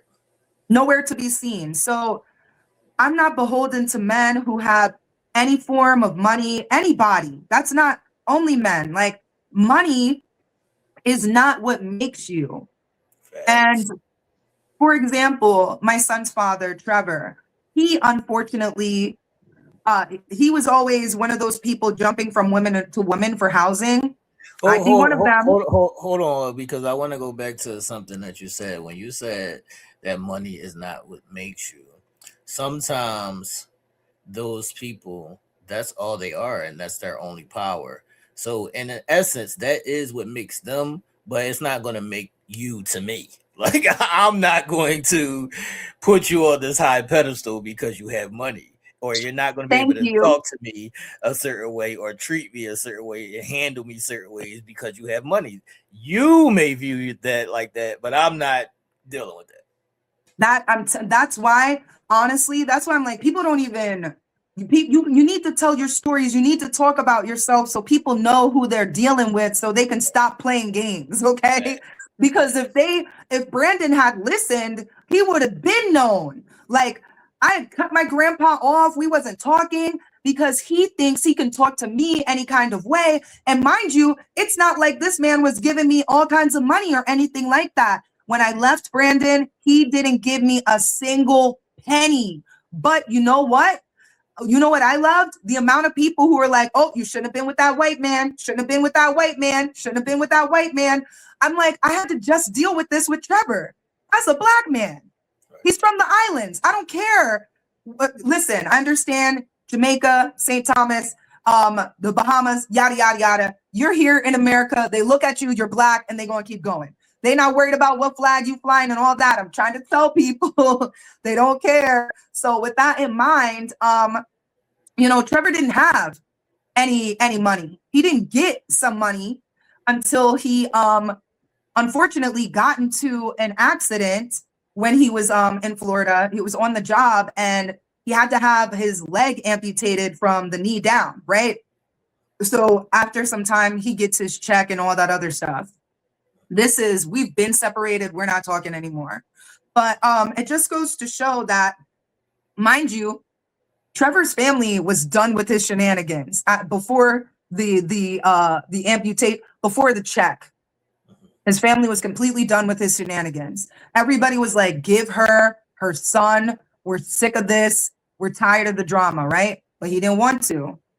And it's insane how, and I pray for her. I bless her heart. I see that she's definitely learned a lesson or two. That's for sure. But his Aunt Zelda went from, I'll never talk to that boy again because Trevor is disrespectful with his mouth. Terrible. Used to tell his mom to kill herself. Like, go kill yourself. Here's the universe. You tell me what your view of this, right? But when I leave Trevor, I leave him with his aunt in Maryland, right? His mom has returned to Maryland because she had to come from St. Thomas to have her leg amputated, right? The same leg, I think it was the left leg. So she had to get her leg amputated from the knee down. This is right when the pandemic hits. So she's stuck in that house. I eventually bring Trevor down there after a whole bunch of craziness. And I'm like, take take your son, please, because he's going to kill me. He's going to kill me and our son. Take him. So when I leave him down there, he becomes a terror to them, telling his mom, oh, you're dirty. You're depressed. it's your own fault that your leg is cut off. If you don't want to live anymore, go ahead and kill yourself. That's to his mom. To his aunt Zelda, all you do is take pills. All you do is take anti-anxiety medication. You're crazy, right? So they got to take care of all his shenanigans and deal with him. Eventually, he gets kicked out. He'll find his way down to Florida. He's jumping around with a bunch of women because, unfortunately, housing is not a social right the way it needs to be. So he can't just work 40 hours and get housing. He got to get linked up with somebody. And some of those women would not only write me letters, but find me on Facebook. That's why I avoid using CLXCWR as like my thing. It's got to be Chardonnay Rutherford because people be looking for me. They really do. Right. But he eventually gets into his crazy accident, has the same leg amputated. And mind you, his mom and Zelda had washed their hands of him because he's always been like this a lot of his life, just disrespectful. If you think of Jody from Baby Boy, that's Trevor, right? He's a menace. Unfortunately, and I pray for him, right? But it was after he got that leg amputated, after he got his check, when I tell you the way everybody did an about face and was like, Chardonnay, you go kill yourself. Chardonnay, right. You're a bum. You're a loser. I said, listen, I'm going to make a video about it because I want to get it out of my head and off my chest. But when I listened to that audio and how bad not only his aunts, but his cousins would, just one, I don't remember, I'll say that, just one. And even she kind of did an about face. But his aunt and his cousin just coming at me with so much venom. This was a lady who had licenses and all that. And I'm talking, you're ready to fist fight me over this man that literally was terrorizing you and me before? It's the money. And I don't care what you say. It's the money. And it's so, I'll get my blessings because even before his accident, the way he treated me was egregious. I'm talking, this man had choked me out, had gotten felony charges and all kinds of stuff, right? The way he treated me was absolutely deplorable. But when he got in that accident, not only did I pray for him, but I set up the GoFundMe. I took my son and we prayed together. He didn't know what was going on, but I got in my son's bed and I would pray with him over his father. And that's why I'm so blessed. That's why court eventually would finally, and that was just so difficult because civil court is not about facts. It's about telling the best story for the most part. Most court is anyway, but to be vindicated in the way that I was in the end is just nothing short of for the movies, I gotta tell you. But I listened to that recording and I'm just like, everybody, the money, Brandon's family, they had a lot of money. The women around him were benefiting from that money, right. You know, but this was the dad who created it. The dad created that wealth that now is supposed to be kind of generational. But when you look at it in the long run, so much was sacrificed for an image. Right. The Disney trips, the vacations, the this and that. Trevor would go and do the same thing once he got his check. Taking Alpha to Disney World 1 million times and airplane this and that. And it's just like, I don't need all that. Right. I'm very blessed, but you can't keep me somewhere because you think that I need to be beholden to you because of what you can provide. Here's where you got the roots. I grew up watching my great-grandmother and my grandmother provide for themselves. And then not only that, for their communities. That's where it's upsetting to look at like my aunts or my uncle and be like, how selfish they were and became, because I'm like, how did you not pay attention to our elders who always had an open door, an open heart, an open mind? right? It's but they taught me, and they taught me to love myself enough, choose myself. If Facts. he did, as my Aunt Bev and so many elders have said, if he did it once, he'll do it again. And that don't matter what it is. If he hit you once, he can do it again. If he cheated on you, he'll do it again. It's disrespect. And if you tolerate it, you are signaling to that person, it's okay to treat me this way. True. I agree. I agree. All right, I have two final questions for you. Okay. Oh, were you still with him after the amputation? No, so look, Trevor, when he got his amputation, I was with Brandon at this point in time. Okay. Our court had been settled for the time being. Our son was young, even though he was in Florida, and even though, shout out to my lawyer though, shout out to my lawyer, because he was always like, he's like, I'm telling you, the way that the courts move, you're going to want to share. And since he's not in school, Right. he can spend 2 months with you and spend 2 months with his dad. It Right. wouldn't be until it came down to school that we would get back into court again. But at that point in time, we were settled. We were even starting to, like chit chat here and there again. Like he loves basketball. He loves, he used to First Take with Stephen A. That was like his John. And Right. so I remember sending him literally the day before his accident. I sent him something from First Take and he didn't get back to me. And I'm telling you, it was like automatic. I woke up the next day and I was like, something isn't right. Right. Something is wrong. And I don't know. I don't know exactly how I found out. I just know that I don't know if I called his aunt or what, but somehow I ended up finding out. And this was, no, I knew before her. That's right. So I'm not exactly sure how I found out, but I feel like it might have been, it might have just been Google, to be honest with you. But I found out that he got into that horrible accident. And that's when I started trying to coordinate with his aunt. His aunt didn't want nothing to do with it at the start. She was like, after how he treated me, absolutely not. And I gotta tell you, this is where you gotta learn lessons on your own. I will say, however, his situation was so extreme that you did need an somebody. Right. And all he had was, Trevor stay with an old lady. He always got some sugar mama in the cut somewhere. Right. I can't remember this woman's name, but she was in the background. She was in the cut somewhere. I can go look through my phone right now with my conversations. I bet you I find her name.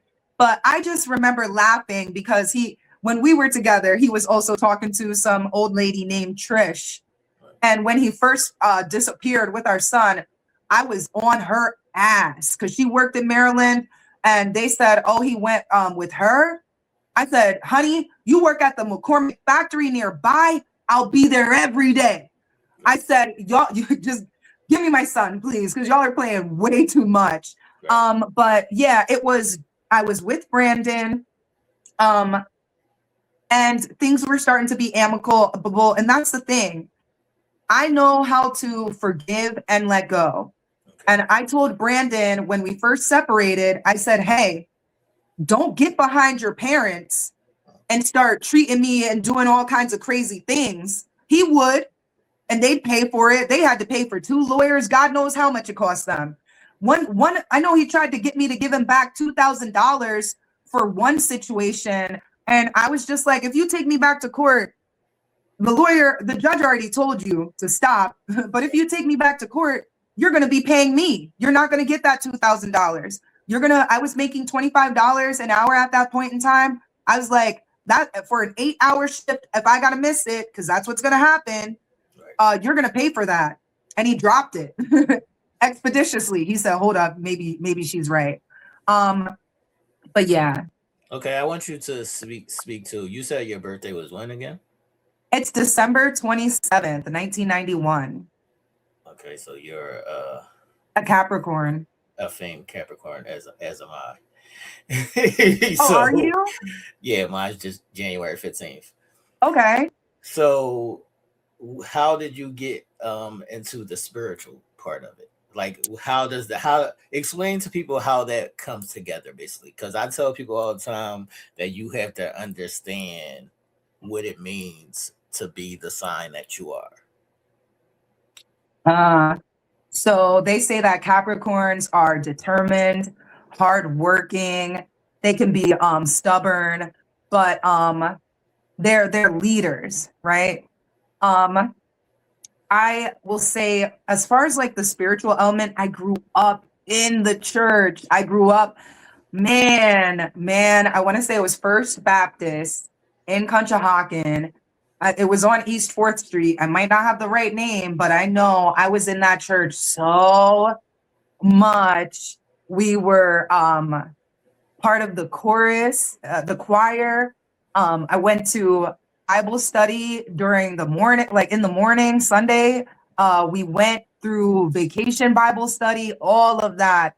I grew up in a church that after, I want to say it might have been once a month after service, everybody got together and it was just a huge feast.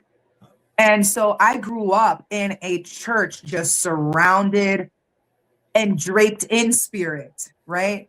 But at a young age, I had questions. This is how like my spiritual side would become more prevalent versus my religious side.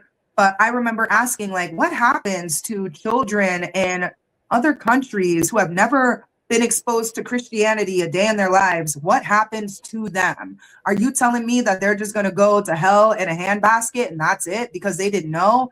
And these types of questions, especially at a young age, would kind of like offset some adults, but the adults that knew better were like, keep asking questions, keep wondering. But that's where for me, I was like, if God speaks to you in the language you understand, how do we not know that he's just using a different text, the Quran, right? For a different set of people because that's where they're at. And then let's not forget, the big three originated out of Africa. So Christianity, Judaism, and Islam. So, in some way, shape, or form, our Bible or the Bible we understand has been in touch with these other texts, like with these other forms of spirituality that come from a very spiritual place. Africa is known to be the center of the world because if you believe it, if you believe this theory or not, all the continents used to be connected. Right. And Africa was the center. And that's why everything is just kind of concentrated, like the Silk Road and these different forms of religion and the varying forms of like spirituality, just all of that really comes from a central place. And it's known to be, I think they say Mesopotamia is in Africa, and that's where they kind of like credit a lot of all of that coming from there. But it's just that continued relationship with still going to church, but also all of that alone time gave opened up the ability to be spoken to.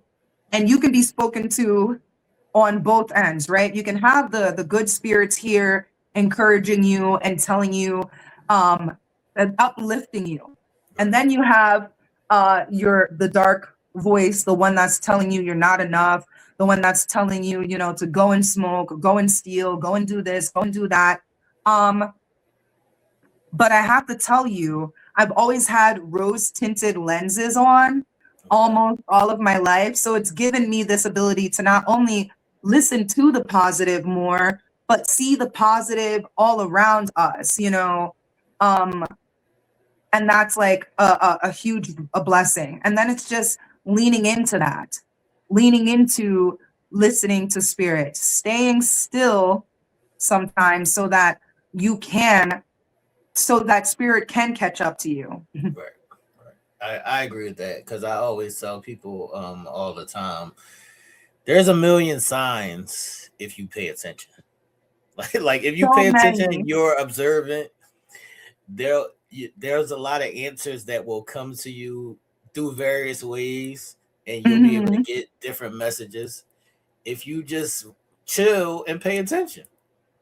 Literally, I'm telling you, I made a post about it on my Facebook, but I've been waiting for this job to come together and come through at a dentistry called Covenant, right?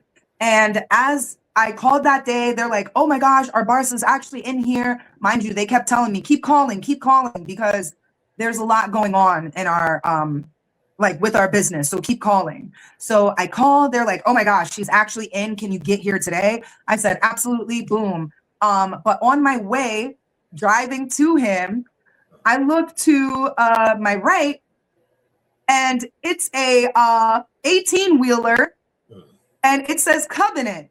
right.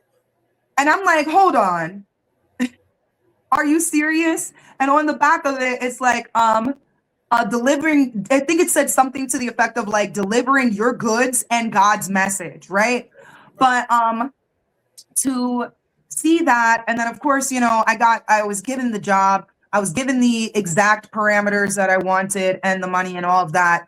But what was a blessing is that is something that happens to me almost every single day. Every day. Every day. Every single day. And I have to sometimes point it out to other people because like it doesn't clock to them. They're like, "Well, it's so they want proof." They want proof sometimes. So Right, but that's it's why it's you gotta, because they can't see it because they're not opening their minds to see it. Like they might they not don't be got able the to third see, eye. yeah, they might not be able to see what you see, but they can't even see what they're supposed to see because they're not open minded.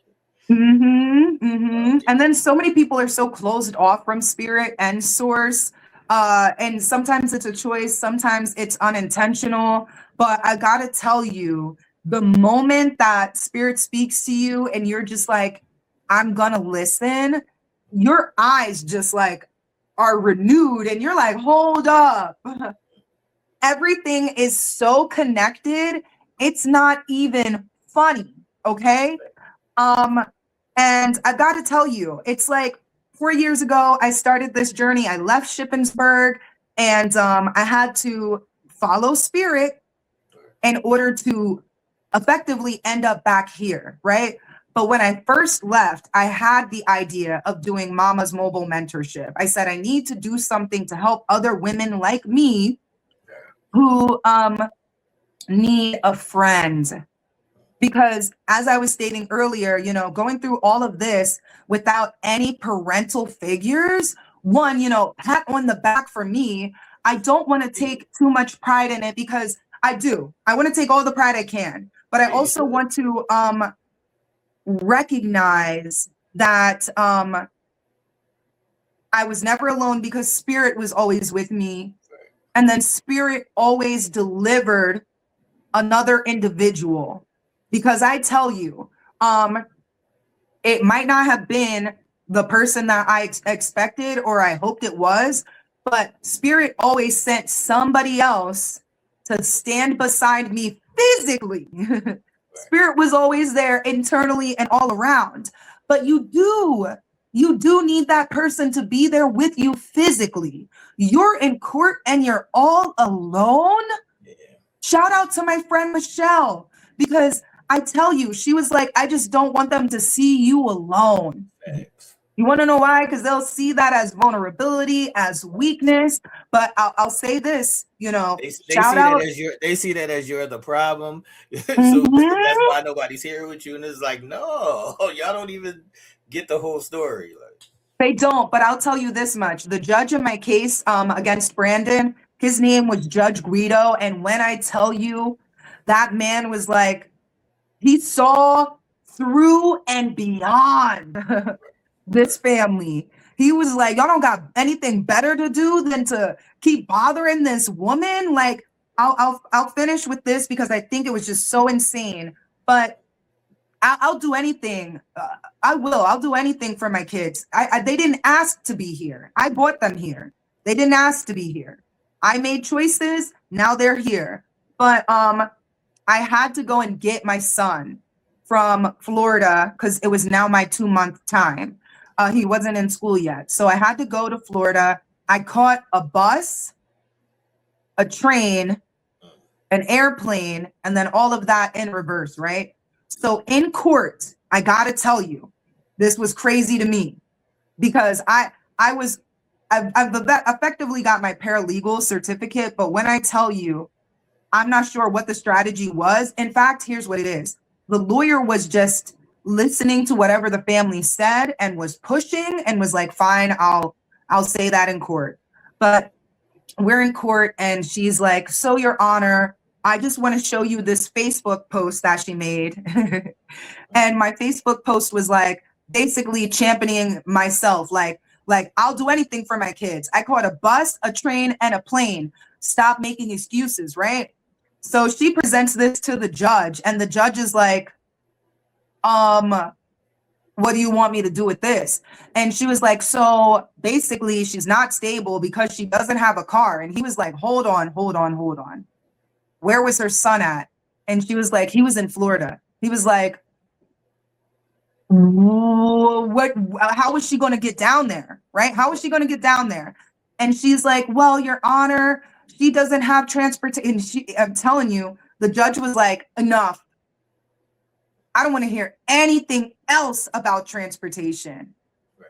This is you. He was like, what is the comparison here?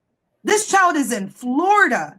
Your Honor, he was like, you keep speaking, I'm going to hold you in contempt.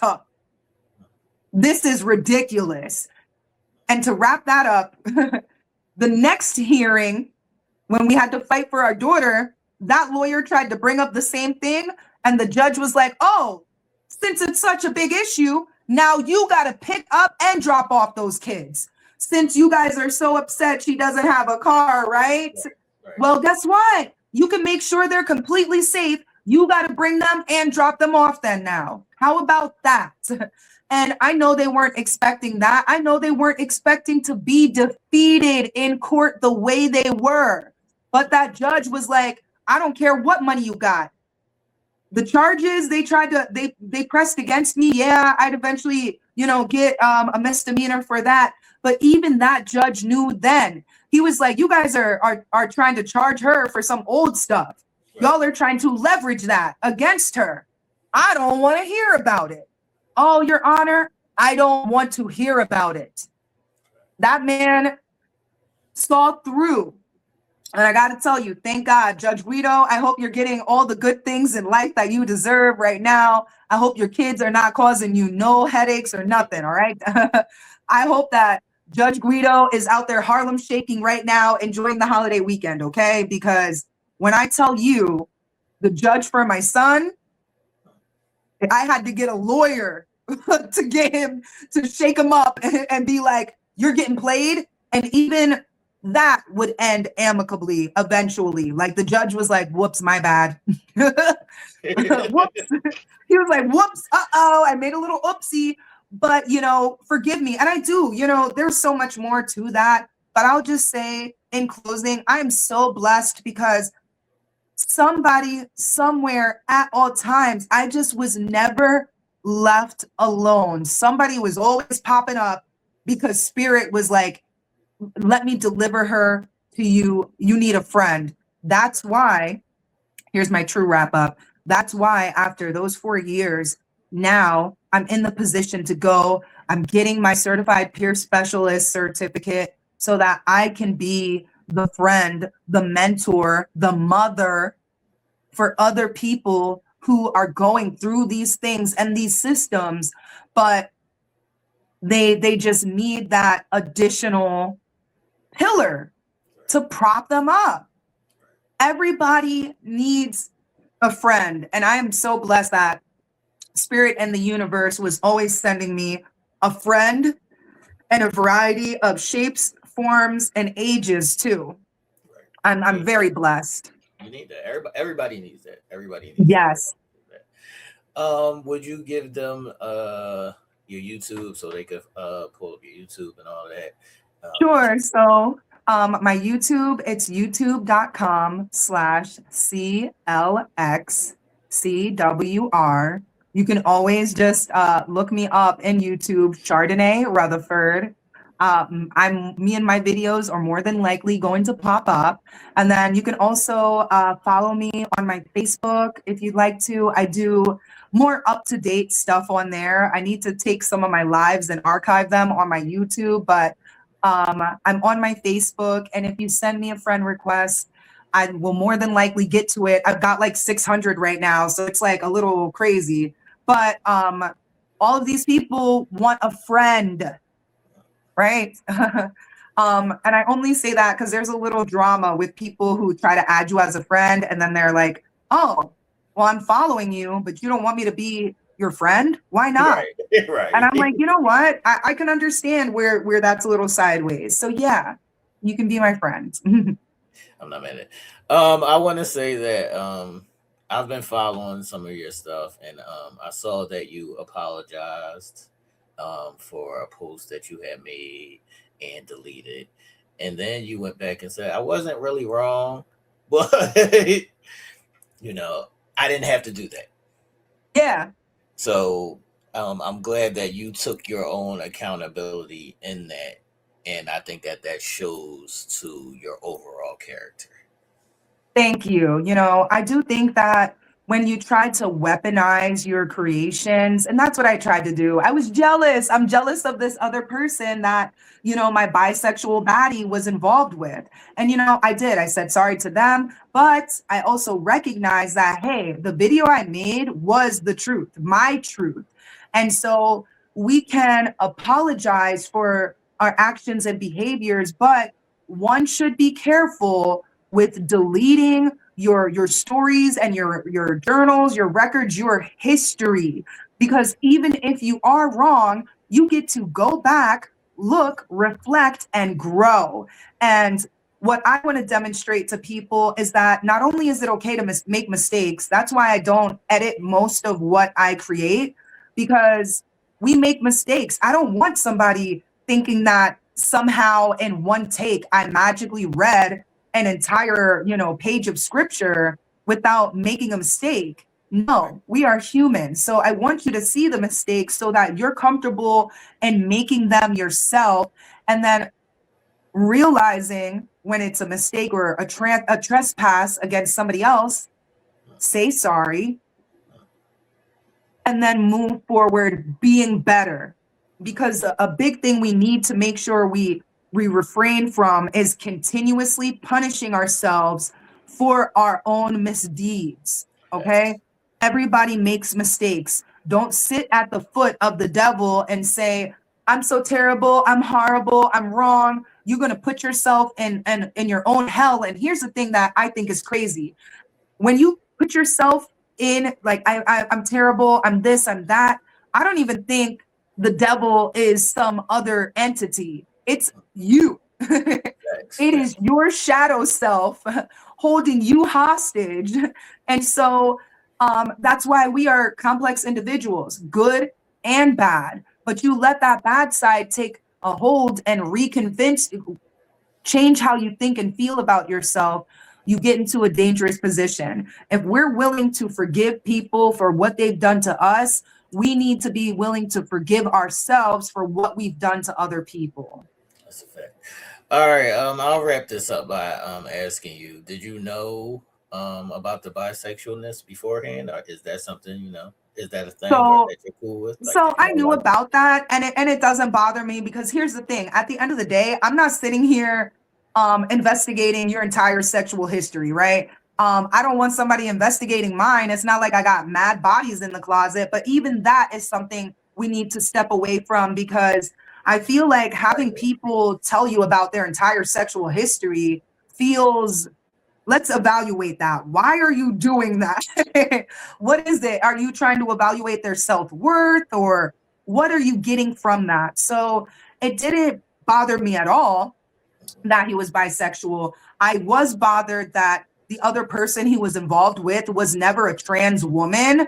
it was a man. And instead of just, first off, why don't you just accept your bisexuality? I'm a girl, that's a man, but he wasn't accepting himself.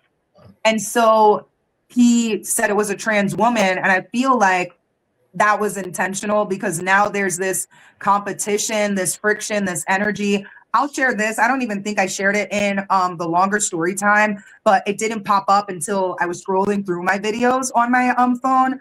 But I remember, we did a little adult video, and I was like, oh man, we made this video because the other party involved had made a video of them, having a little fun with their partner.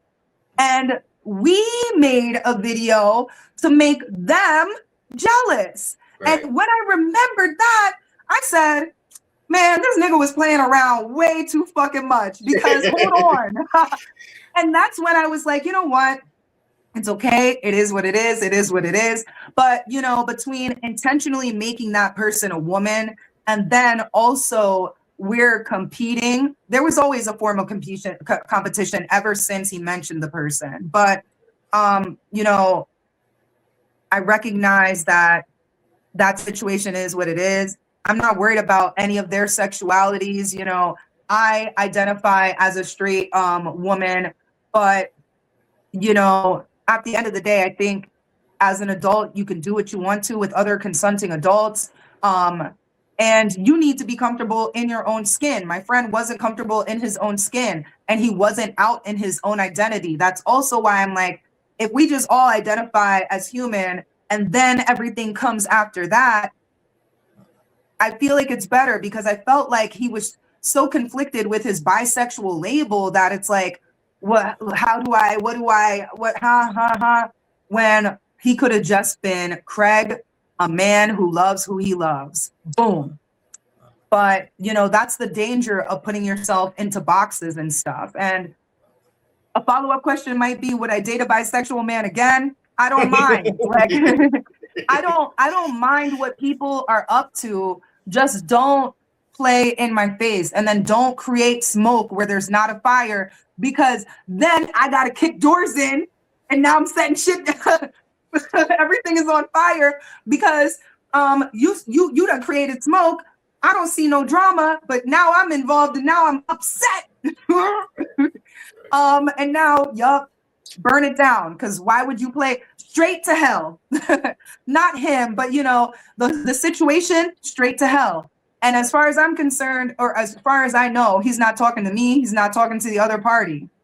I wish him the best, and I wish the other party, I wish everybody involved the best. And I gave them all a resource. I gave them an apology, and I gave them a resource, whether it was a job, some form of therapy, a Bible verse, something. But I wash my hands, pray for them. Amen. All right. I'll say that I could see a lot of your strength coming from the people, like, you said your grandmother or your great grandmother, and that spirituality base is your foundation. So that you will always have that inner strength to lean on, even when life is lifing. That's hilarious because my oracle card today was inner strength. And that's what it is. It takes a lot of inner strength. I gotta tell you, and then this is my final thing, but when I gave birth to my daughter, Shay, I made sure her father was there. Despite everybody, we're all in court, everything is hectic, but I made sure that he was there. And he's holding our daughter, and he was like, Chardonnay, you are sure of yourself. Right. And I was like, you're damn right. You're damn right. Nobody can take that away from me. And that assurance is that I can trust myself. All right. I want to say thank you, Chardonnay, for coming on to Intimate Conversations. As always, people, make sure y'all like and share the video, hit that thumbs up button, leave your thoughts or questions in the comment section, and we'll see you next time, man. Everybody have a good one, man. Deuces. Deuces. Je t'aime. Au revoir. Oh, come and talk to me. I really want to meet you, girl. I really want to know your name. Can we talk for a minute? Can we just talk? Who y'all talking to, man?